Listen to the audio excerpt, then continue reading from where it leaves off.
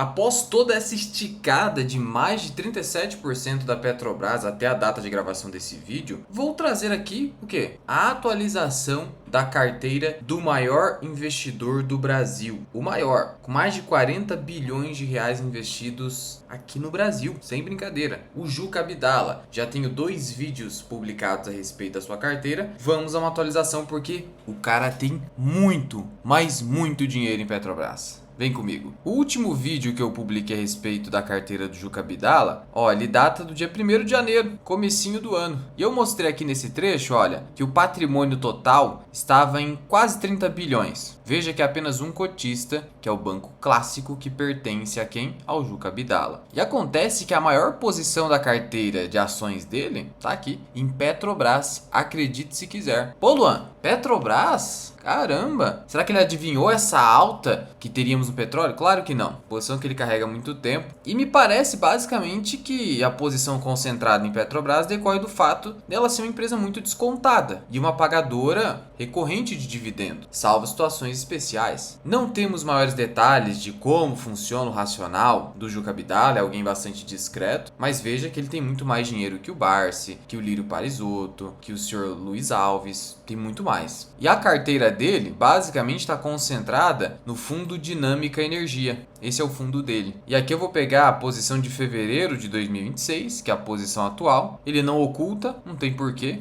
Não é um fundo que está visando ocultar posição para não chamar a atenção da concorrência. Está investindo basicamente o dinheiro dele. E você vai notar o seguinte na carteira de ações. Nós temos aqui um total de quase 10 bilhões de reais em Petrobras, ações ordinárias. Luan, eu devo preferir ordinárias ou preferenciais? Olha, eu ficaria com as preferenciais mesmo. É o que eu possuo na minha carteira. Não tem porquê você ir para as ordinárias. Elas são mais caras, possuem menor liquidez. E no caso da Petrobras, ambas as ações possuem 100% de tag along. Ela está listada no nível 2 da B3. Quando você olha nível 2, significa que tanto ações ordinárias quanto preferenciais possuem a proteção do tag along em 100%. Então, tranquilo. E veja que tá em 9,5 bi, mas não tava. Quando você pega a carteira da época que eu gravei, dezembro de 2025, Petrobras representava 7,25 bi. Olha o potencial em apenas 2 meses. Caraca. Por isso que eu falo, existe um risco muito grande de você ficar de fora tentando prever topos e fundos, porque assim, questão de poucos meses, olha a valorização,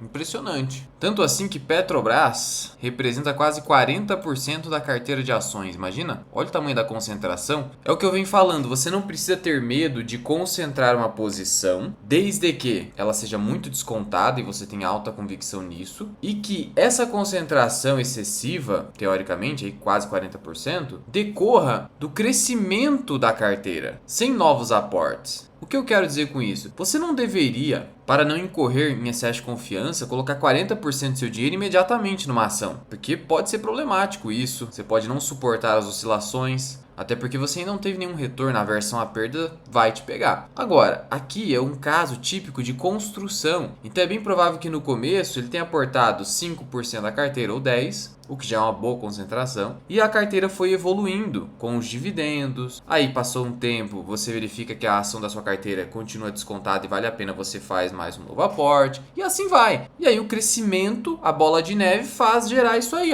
uma concentração, que não significa venda imediata, especialmente quando você está diante, mesmo após uma grande alta, de uma ação barata. E eu falei sobre Petrobras, tem um vídeo agora recente que eu analisei o resultado da Petrobras, é público no canal, onde eu mostrei que a empresa, apesar dessa alta, tecnicamente não está cara. Tecnicamente, claro. Uma vez que o múltiplo preço-lucro projetado para 2026 está em 5,5 vezes, o que é um múltiplo baixo. Quando você compara, por exemplo, com o Chevron, que tem um custo de extração, lifting cost, mais alto, 29 vezes lucro. Saudi Aramco, 17 vezes lucro. Claro, existe essa diferenciação de múltiplos entre empresas brasileiras e outras, mas ainda assim o distanciamento me parece hoje bem elevado. Será que isso se justifica? Ninguém sabe, mas a princípio é um distanciamento bem alto. A segunda posição é em Axia, antiga Eletrobras. E a Axia foi outro caso de valorização absurda, 110% em 12 meses. E aí detalhe, o Banco Clássico, ele detém 5% da Axia, 5%. Então vamos lá, se eu tenho um fundo, que é o Dinâmica Energia, com patrimônio atual de 33,35 bilhões de reais, basta eu somar com 5% em Axia, que aí o Banco Clássico tem diretamente na Axia, e tem mais 9,9% de Engie. Quando você vai aqui em composição acionária total da Engie, olha ele aparecendo aqui, Banco Clássico, 9,9%. Então o que você faz para somar com essa posição aqui de 33,34 bilhões? Primeiro você calcula os 5% da Axia. Aqui no Investidor 10, basta você clicar em Empresa. Logo abaixo, você tem o valor de mercado atual da Axia, 172,3 bilhões. Copia esse número e aplica uma taxa de 5%. Ou seja, 8,6 bilhões de reais apenas em Axia. Afora o fato de que há aqui uma posição em Axia de 5,92 bilhões de reais, que se soma a essa PNC aqui, que vai se transformar em ordinária. Então, olha só que interessante. Na prática, você tem 8,6 bi mais 5,92 mais 1,27. Ou seja, na verdade, a maior posição do Juca Abdala não é Petrobras. Apesar de ser uma posição gigantesca de quase 10 bilhões no momento. A maior posição é em Eletrobras ou Axia Energia. E no caso da Engie, quanto que a gente tem aqui? 36,7 bilhões vezes 0,099. 3 bi 600. 3,600 mais 8,600 de Axia, 12,200 mais 33,34. A gente está falando de 45,5 bilhões de reais investidos no país, em uma carteira cuja performance de longo prazo supera 2.000% desde 2007. Se eu inserir aqui, CDI e Bovespa no período, olha só o distanciamento e veja que o longo prazo que faz esse efeito, porque no começo o distanciamento não é tão notável. Ainda assim, sempre se manteve praticamente distante desses indicadores, com exceção aqui de 2016, onde o Dinâmica Energia estava perdendo o CDI no acumulado. Mas depois disso, nunca mais perdeu e agora muito improvável de perder com esse distanciamento todo. Aí faz essa bocona de jacaré aqui, longo prazo é poderoso. E note o seguinte, essa carteira aqui do Juca Abdala não é 100% ações. Olha só que interessante, você não precisa se preocupar, eu tenho que ter 100% em ações para ganhar dos principais indicadores de mercado no longo prazo. Não precisa.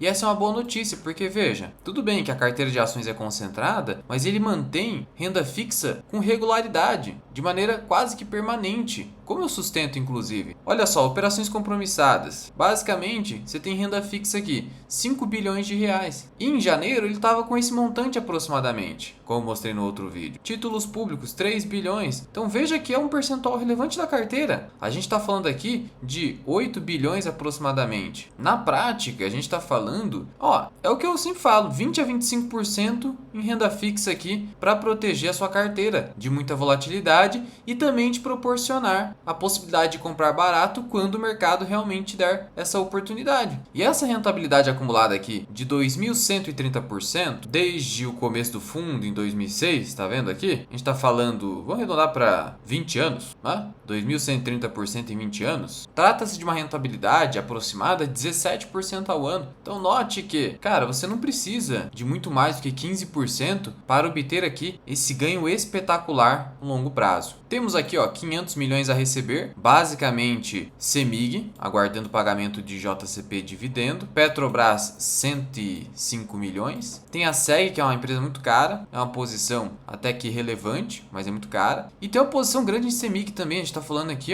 de 7 bilhões em CEMIG. Então na prática, como que está aqui a carteira? Em primeiro lugar, considerando toda a posição, Axia Energia, depois Petrobras, depois CEMIG, concentração no setor energético, setor elétrico e petróleo e gás. CEMIG é uma ação do setor elétrico que acabou não subindo tanto, se você comparar com o setor, especialmente em 2025. Mas um dos motivos é o fato de que esse dividend yield aqui não deve se sustentar pelos próximos anos, porque o plano de investimentos da CEMIG é bem pesado e ela precisa investir muito. Eu fiz um vídeo específico, público também aqui no canal, explicando sobre. Então o CEMIG deve andar de lado ou subir muito pouco enquanto a gente tiver esse cenário. Salvo se o mercado se antecipar assim e começar a comprar o papel, já que, dado o fato de que várias empresas do setor elétrico subiram bem, ela ficou um pouco para trás. Mas enfim, nessas situações o melhor a se fazer é deixar a ação parada ali na carteira. Até porque quando você já tem um patrimônio desse tamanho que você vem carregando há muito tempo, fazer realizações, olha, você tem que ter muito cuidado com isso, porque é muito imposto a pagar. No final, quantas ações a gente tem aqui? Petrobras, Axia, Semig, Seg e Endi. 5 ações, rapaz. 5 ações brasileiras e renda fixa. Títulos públicos, simplicidade. Olha só como você não precisa também ficar complicando demais a sua carteira. Uma carteira simples, com 5 ações e títulos públicos, já resolve o seu problema. Então você que fica aí, sabe, complicando demais. Teoria moderna do portfólio, tem que ter várias classes. Não precisa, não precisa. A gente não sabe se ele tem outros investimentos, deve ter, no exterior, etc. Mas é muito provável que a grande concentração esteja aqui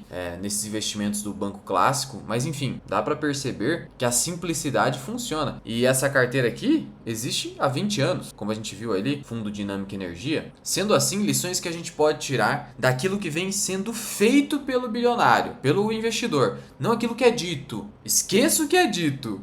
Você tem que ver o que está sendo feito. E o que a gente pode perceber? Primeiro, não há problema em concentração em poucas posições, desde que você saiba o que está fazendo. E saber o que está fazendo é o quê? Estudar e acompanhar o máximo possível as empresas. É o que eu te ajudo na minha comunidade. Torne-se membro, lá você tem vídeos exclusivos. Membro aqui do canal, tem vídeos exclusivos e você acompanha os movimentos da minha carteira. Se você quiser dar um passo além, o que você faz? Você entra para a comunidade FMI, onde você tem o meu curso Formação Bira Invest para aprender a acompanhar as empresas e fazer os cálculos e ainda todos os conteúdos que são publicados para os membros do canal. E ainda relatório de análise, sou CNPI e faço relatório de análise. Então, concentração não é um problema, desde que você diversifique pelo menos em renda fixa ali, para você equilibrar a volatilidade do portfólio e você ficar protegido de situações de crise. Não precisa ficar ali complicando demais a sua carteira. Você pode ter apenas 2 classes, teoricamente, títulos públicos e ações. E mesmo assim, ter uma carteira vencedora de longo prazo. E não precisa de uma rentabilidade estratosférica. 15% ao ano, o que já é excelente, tá ótimo para você. Tá ótimo. Mas para isso você tem que ter uma exposição maior em ações. Não tenha dúvida.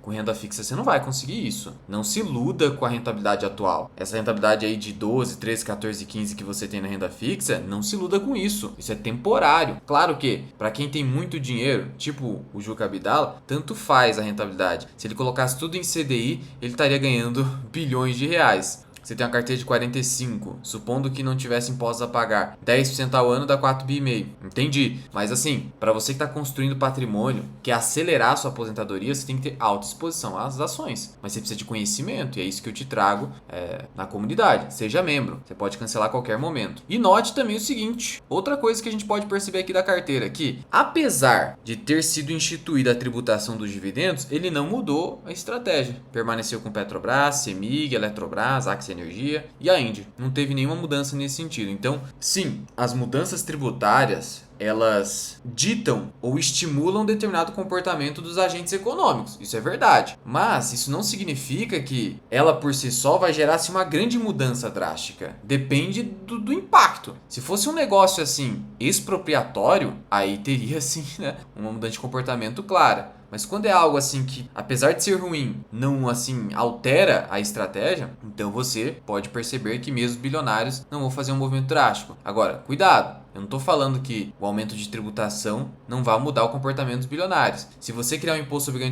grandes fortunas, pode ter certeza que vai ter mudança. Se você criar uma tributação expropriatória, com efeito de confisco que a gente fala no direito, pode ter certeza que vai ter uma mudança. Nesse caso aqui, tranquilo, porque você tem meios de não pagar imposto. Por exemplo, se eu receber tudo através de uma holding ou uma instituição, uma PJ, né, ali é o banco clássico, e não distribuir nada, eu não pago nada de imposto, porque esse imposto é pago na pessoa física. Então, enquanto eu tiver mecanismos para minimizar ou diferir a tributação, eu não preciso gerar um comportamento drástico de imediato, perfeito? Alô, e por que o pessoal fala que o Barça é o maior investidor? Porque ele é o maior investidor pessoa física. Aqui, o banco clássico é o investidor. Mas quem que é o dono do banco? O Juca Abdala. E aí, senhor Bernardo? Mano, por que o Barça investe na pessoa física? Ele já tá bem de idade, a gente não sabe, né, quanto tempo mais ele vai viver, etc. Por que ele faz isso? Olha, eu não sei de fato. Talvez ele não quis constituir uma holding, sei lá, criar um fundo exclusivo. Não quis, deixou na pessoa física. Mas um patrimônio desse tamanho, tanto para fins sucessórios quanto para fins tributários, geralmente é melhor você ter uma pessoa jurídica para investir. Para o pequeno investidor, e quando eu falo pequeno, até 10 milhões, tá? Até 10 milhões. não tem necessidade. Mas para patrimônios multimilionários e bilionários,